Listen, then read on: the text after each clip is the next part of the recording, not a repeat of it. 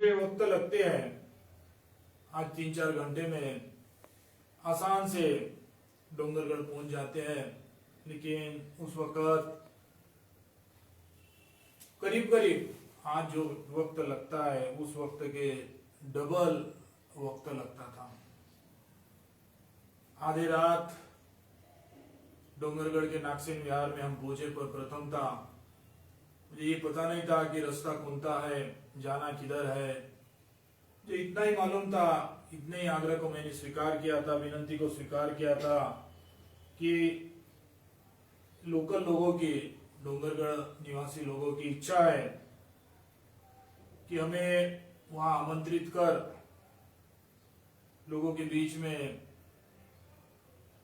बुद्ध धम्म का श्रद्धा बढ़ाने के लिए, बुद्ध धम्म के प्रति ज्ञान प्राप्त के लिए लोगों को जागरूक करें।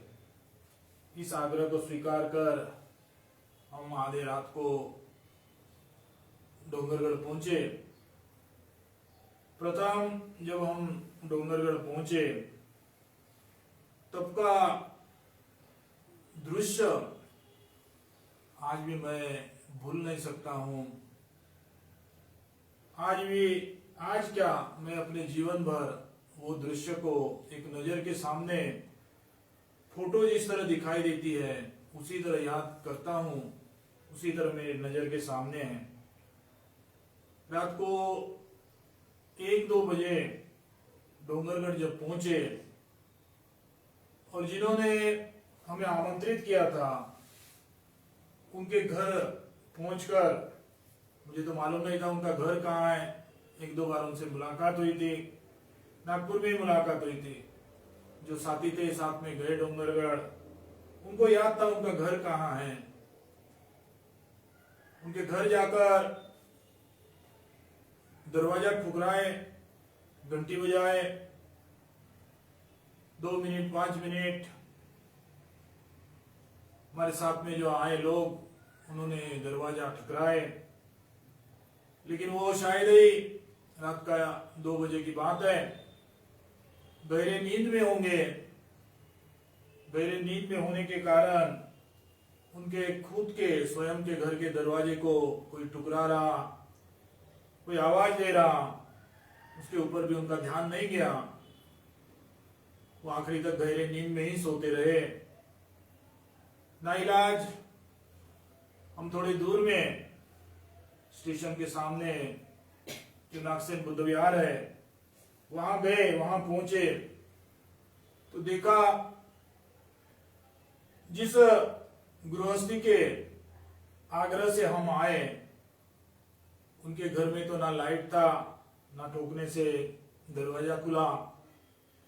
लेकिन जब विहार में पहुंचकर देखते तो विहार में हमारे को अंदर आने के लिए सुविधा हो, इतना लाइट लगा था। आश्चर्य लगा कि जिन्होंने बुलाए वो तो अपना घर बंद कर आराम कर रहे, लेकिन विहार में हमारे आगमन की राह देखते लाइट लगा है। दरवाजा ठोकने की जरूरत नहीं थी। एक वयोवृद्ध भिक्षुनी दरवाजे में आई, उनके हाथ में एक छड़ी हुआ करती थी। वो छड़ी को आधार लेकर रात को 2 बजे वो दरवाजे तक आए और दरवाजे में ही जो भिक्षु भिक्षुनी संघ का विनय होता है, इस विनय के मुताबिक उन्होंने हमें पंचांग प्रणाम किया, विहार के अंदर आमंत्रित किया। 2 भिक्षुनी रहती थी वहां, एक सुमेधा नाम की और एक उन्हीं की शिष्या थी, दूसरी एक भिक्षुनी रहती थी। दोनों के लिए एक ही खटिया थी।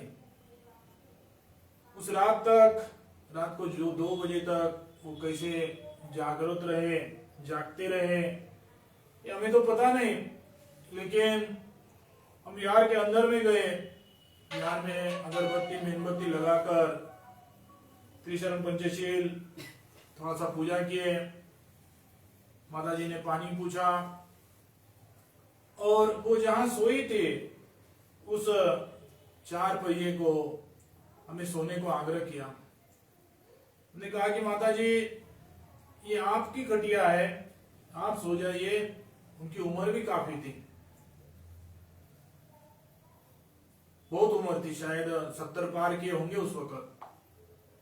एग्जैक्टली तो पता नहीं उस वक्त भी कितना था, और आज जीवित रहते तो कितना होगा। लेकिन उनके हालात को देखकर लगता था कि ये शायद ही अबाव 70 होगी। हमें वो भी फिक्र था, ठंडी का दिन, मातारपन का हालात वो देखकर उनकी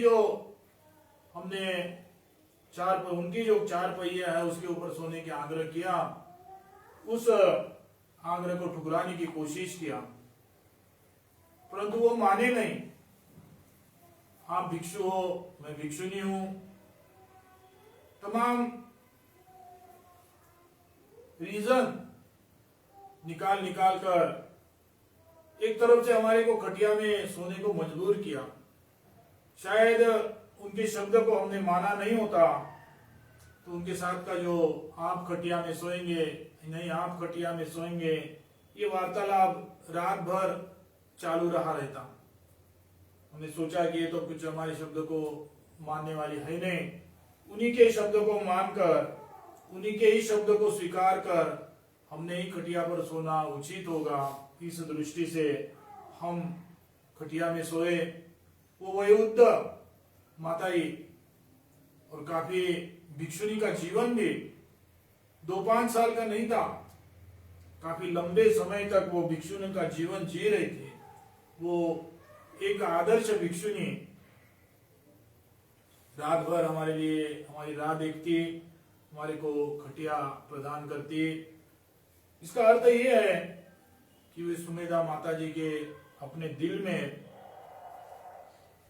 एक डोंगरगढ़ में जो होने वाला धम्म कार्य है, उस कार्य के लिए आशा किरण दिख रहा था कि आज से कुछ धम्म कार्य इस डोंगरगढ़ में शुरुआत होने वाला है। इसीलिए उन्होंने अपने नींद को भी भूलकर रात को 2 बजे तक जागते रहे। अपने तकलीफ को, अपने कठिनाई को भी भूलकर उन्होंने अपने सोने की जगह, अपनी सुविधा हमें दिए और स्वयं असुविधा के जगह में जाकर सोना ही कितना था, 3 बज गए थे, 2-3 घंटे तो सोना था। 2-3 घंटे क्यों ना हो, लेकिन उन्होंने अपने सुविधा को हमें सौंप दिया और असुविधा की जगह में जाकर 2-3 घंटे सोए। ये हमारी प्रज्ञागिरी की शुरुआत। उस वक्त भी जितनी जागरूकता थी उसमें आज कितनी जागरूकता है, कितनी जागरूकता आई, ये विषय का भाग है।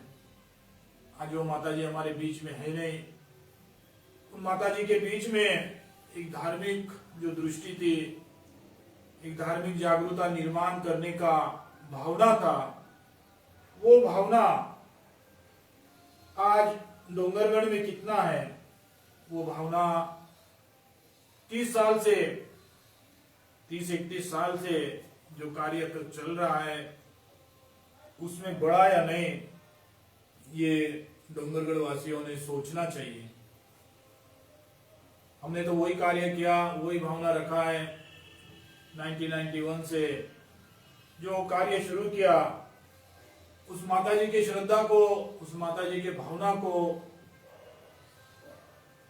विकसित करे, उस माता जी के भावना को, उस माता जी के, सुमेधा माता जी के श्रद्धा को आगे बढ़ाए, ताकि वही हमारी भी भावना है, वही हमारी भी श्रद्धा है। जन जन तक बुद्ध धम्म का प्रचार हो, जनता बुद्ध धम्म को स्वीकार करे, ग्रहण करे, समझे, श्रद्धा बढ़ाए, ज्ञान प्राप्त करे, ना कि डोंगरगढ़ प्रज्ञागिरी के माध्यम से मेरा अपना कुछ जमाना है। ना तो मुझे वहां से अपने नाम को कमाना है, ना तो वो जवान मुझे कोई अपनी पॉलिटिकल बेस बनाना है, ना तो मुझे वहां से कोई अपना आमदनी का निर्माण करना है। ये दो दृष्टि, एक दृष्टि निस्वार्थ की और दूसरी दृष्टि स्वार्थ की। आप 30 साल का इतिहास देख रहे हैं, स्पेशली 2005 से जो प्रज्ञागिरी डोंगरगढ़ का इतिहास देख रहे हैं आप, एक तरफ निस्वार्थता से चलने वाला मार्ग, दूसरी तरफ स्वार्थ भरा जीवन जी रहे वो मार्ग। मुझे भारत में आकर एक सीखने को मिला कि सच्चाई और मान्यता में बहुत फर्क है। मुझे जापान में रहते ये भावना, ये हकीकत का सामना कभी करना नहीं पड़ा कि सच्चाई और मान्यता में फर्क है, लेकिन यहाँ आकर इसका सामना, इसकी जानकारी मिली